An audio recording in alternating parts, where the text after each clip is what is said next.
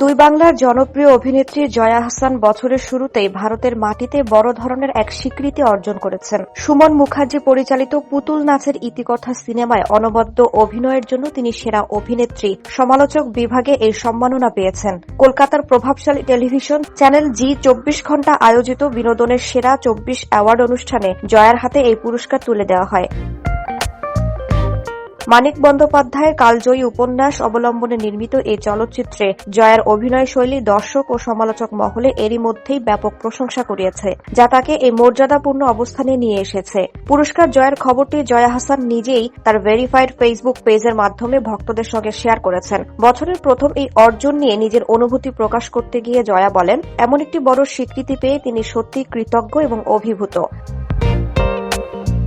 জয়ার মতে পুতুল নাচের ইতিকথা তার অভিনয় জীবনের একটি অত্যন্ত বিশেষ কাজ এবং সেখানে তার অভিনীত চরিত্রটির গভীরতা ও আবেগী প্রকাশ সমালোচকদের নজর কাড়ায় তিনি ভীষণ আনন্দিত।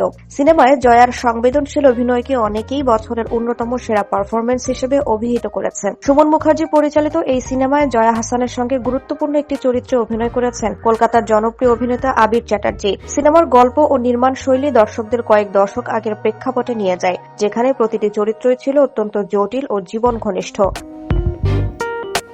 বিশেষ করে জয়ার চরিত্রের মাধ্যমে গ্রাম বাংলার এক চিরচেনা কিন্তু শক্তিশালী নারীর রূপ ফুটে উঠেছে। সমালোচকরা মনে করছেন জয়ার এই বিজয় তার বৈচিত্র্যময় অভিনয়ের মুকুটে আরও একটি উজ্জ্বল পালক যুক্ত করল।